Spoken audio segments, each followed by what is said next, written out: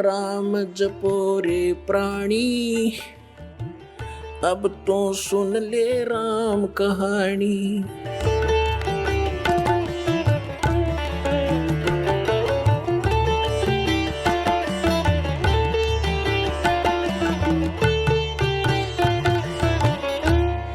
अब देखिएगा 15वें अध्याय का 16 और 17 में 3 पुरुष हैं, 3 भगवान हैं, 3 ब्रह्म हैं। अध्याय नंबर 15 का ये श्लोक नंबर 16 यहाँ पर है। इसमें लिखा है कि द्वौ इमौ पुरुषौ लोके सर्च अक्षर एवच सर सर्वाणी भूतानि कुटस्थ अक्षर उच्चते। 16वां श्लोक, इसका अनुवाद यहाँ पर क्या है? इस संसार में नाशवान और अविनाशी भी ये 2 प्रकार के पुरुष हैं। अब देखो, इन्होंने सर्व ने नाशवान, अक्षर माने अविनाशी कर दिया।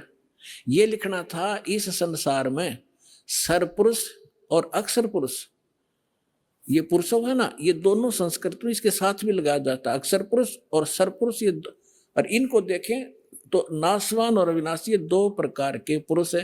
पुरुष माने परमात्मा है, प्रभु है, भगवान है, ईश है, स्वामी है। और संपूर्ण प्राणियों के शरीर तो नाशवान है, जीवात्मा अविनाशी कहा जाता है। अब क्या है, ये सरपुरुष कितना मालिक है, अक्षर पुरुष कितना मालिक है, और परम अक्षर। अब तीसरा कौन है, वो तीसरा पहले दिखाते हैं आपको। तीसरा जो है वो परम अक्षर पुरुष है। अब यहां आपने 15वें अध्याय के 16वें श्लोक में 2 पुरुष हैं, सरपुरुष और अक्षर पुरुष। ये 2 प्रकार के पुरुष हैं, और इनके अंतर्गत जितने प्राणी हैं वो नाशवान है, और ये स्वयं भी नाशवान है। जीवात्मा तो गधे की भी नहीं मरती, कुत्ते की भी नहीं मरती। अब यहां देखो 15वें अध्याय के 17वें श्लोक में क्या लिखा है कि उत्तम पुरुष है तू अन्य। ये उत्तम पुरुष माने श्रेष्ठ परमात्मा तो इन दोनों से अन्य है, सरपुरुष और अक्षर पुरुष से। सरपुरुष सर और अक्षर, नाशवान और विनाशी, ये 2 प्रकार के पुरुष हैं। इसमें लिखा है 17वें श्लोक में 15वें अध्याय के कि उत्तम पुरुष है तू अन्य परमात्मा इति उद्धारत है, ये लोग तरम आवी से विवर्ती अवैश्वर है। उत्तम पुरुष तो अन्य ही है, इन दोनों से कोई और है, वो श्रेष्ठ भगवान परम अक्षर ब्रह्म, तीसरे नंबर का। उत्तम पुरुष तो अन्य ही है जो तीनों लोकों में प्रवेश करके सबका धारण पोषण करता है। अविनाशी परमेश्वर परमात्मा इस प्रकार कहा जाता है। इसी 15वें अध्याय के प्रथम मंत्र में ये देखिएगा, 15वें अध्याय का प्रथम मंत्र में इसमें कहा है कि ऊर्ध्व मूलम अधः शाखम अश्वत्थम प्राहु अवम छंदासी यस्य पर्णानि ये तम वेद स वेदवित्। इन्होंने अनुवाद किया है कि ऊर्ध्व मूलम, आदि पुरुष परमेश्वर मूल वाले, इसका अर्थ करना था ऊर्ध्व माने ऊपर को, जड़ वाला वो तो पूर्ण परमात्मा है। और अधः शाखम, यहां इन्होंने अधः का अनर्थ कर दिया, ब्रह्मा रूप मुख्य शाखा वाले। नहीं, अधः माने नीचे होता है, ऊर्ध्व माने ऊपर होता है। इसमें अधः 2 बार है, अधः अधः, ये दूसरे श्लोक में। अब यहां इन्होंने, और ऊर्ध्व ऊर्ध्व भी है, यहां देखो, इन्हीं का अनुवाद देखते हैं। अधः माने नीचे है, अधः माने नीचे, अधः माने नीचे, और ऊर्ध्व माने ऊपर, ऊर्ध्व माने ऊपर। अब यहां देखो, हम फिर आगे वापस 15वें अध्याय के प्रथम श्लोक में, ऊर्ध्व मूलम अधः शाखम, ऊर्ध्व मूलम अधः शाखम, ये अधः शाखम, ये ऊर्ध्व मूलम अधः शाखम अश्वत्थम प्राहु अवम अविना छंदासी यस्य पर्णानि ये तम वेद स वेदवित्। अब इन्होंने ये गलत किया है, यह लिखना था ऊपर को जो जड़ वाला, ऊपर को जड़ वाला वो तो परमेश्वर है, पूर्ण परमात्मा है, ये ठीक है। अधः शाखम गलत कर दिया, नीचे को शाखा वाला। और संसार रूपी पीपल के वृक्ष को अविनाशी कहते हैं, वेद जिसके पत्ते कहे गए हैं। और उस संसार वृक्ष को जो व्यक्ति, जो संत मूल सहित तत्व से जानता है, वह है सवेदवित्, वह वेद के तात्पर्य को जानने वाला है। वो तत्वदर्शी संत है जो इस संसार रूपी वृक्ष के सभी विभागों को बता देगा। ये देखिएगा, संसार रूपी वृक्ष दिखाता हूं आपको पहले। ये है ऊर्ध्व मूलम अधः शाखम, अधः शाखम, ऊर्ध्व मूलम अधः शाखम, अश्वत्थम प्राहु अव्यम, छंदासी यस्य प्रणानी, ये तम वेद से वेदवित। अब देखिएगा, ये है वृक्ष जो जमीन से बाहर दिखाई देता है। परमेश्वर ने, कबीर परमेश्वर जी ने 600 वर्ष पहले अपना ज्ञान बताया था एक, और वो लीला ऐसी ही करते हैं, अपने मुख कमल से यथार्थ ज्ञान बोलते हैं और उस ज्ञान को फिर लिपिबद्ध कर लिया जाता है। वो सच्चिदानंद घन ब्रह्म की वाणी कहलाती है। उसमें उन परमात्मा ने कहा था, अक्षर पुरुष एक पेड़ है और सरपुरुष वाकी डार, निरंजन कहो सरपुरुष कहो, और तीनों देवा शाखा है बाई पात रूप संसार। उस परमेश्वर ने वो परमात्मा जैसे रामानंद जी को मिले थे, स्वामी रामानंद जी को, उन्होंने जब परमात्मा को ऊपर देखा, फिर नीचे उसी एक सिंपल वेशभूषा में धानक दुल्हाए रूप में बनारस में देखा।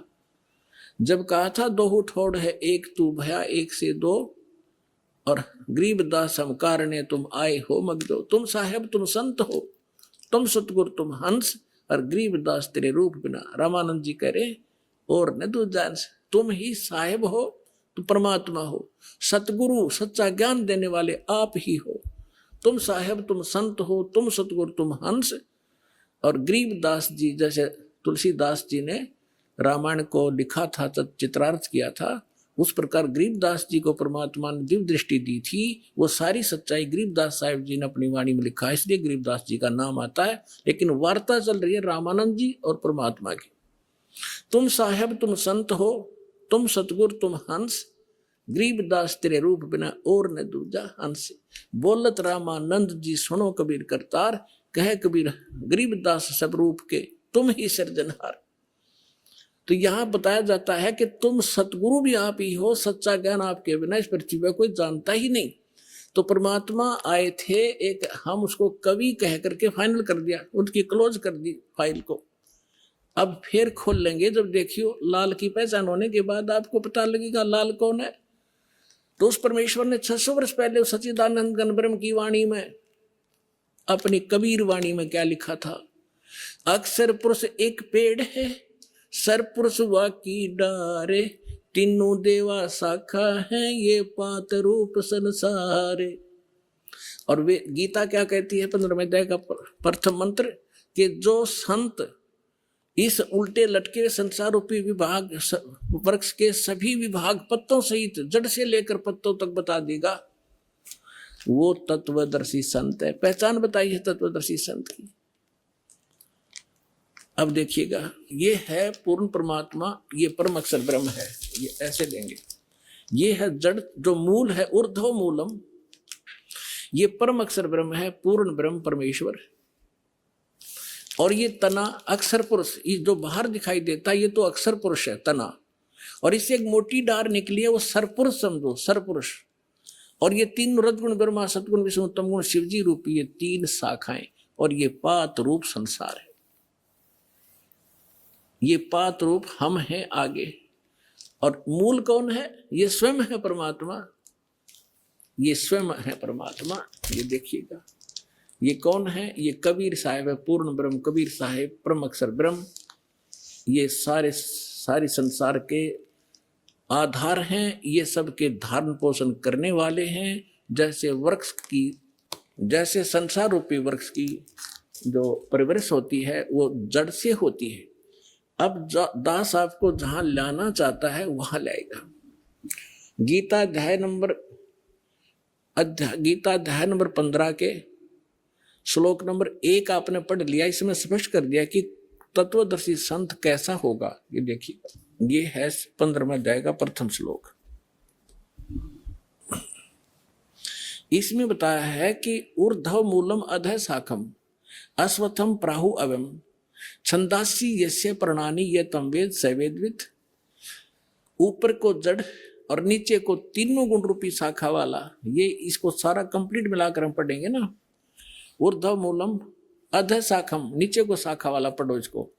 और अश्वत्थम यानी संसार रूपी पीपल के वृक्ष को अविनाशी कहते हैं। वेद, ये वेद नहीं है, जैसे छंद का अर्थ होता है विभाग, किसी एक शब्द का एक ही अर्थ नहीं होता, कि जो इन सभी छंदों को, सभी विभागों को तत्व से जानता है। सरपुरुष कौन पोर्शन है इस संसार रूपी वृक्ष का, मूल कौन है और डार कौन है, शाखा कौन है, जो इन सभी को जानता है, सवेदवित, वो तत्वदर्शी संत है। तो परमेश्वर ने 600 वर्ष पहले बताया, इस दास ने परमात्मा से प्राप्त इस ज्ञान को आपके रूबरू कराया। अक्षर पुरुष एक पेड़ है, सरपुरुष वा की डार, और तीनों देवा शाखा है ये पात्र रूप संसार। तो यहाँ इस श्रीमद् भगवत गीता भी यही बताती है कि तीनों गुण रूपी, यहाँ देखिए आगे 15वें अध्याय का ये दूसरा मंत्र आप देखिएगा, उस संसार वृक्ष की तीनों गुण रूप, आय है पुण्यात्मा, ये सदग्रंथ है। यदि इन BA MA की पुस्तकों को एक बच्चा पढ़ समझ सके, टीचर की क्या आवश्यकता थी, इतने बड़े कॉलेज बनाने की क्या आवश्यकता थी। इन किसी भी अपने धर्म ग्रंथ गुरुओं को अपने सदग्रंथों का कख भी पता नहीं, ये कोड वर्ड है। सत सही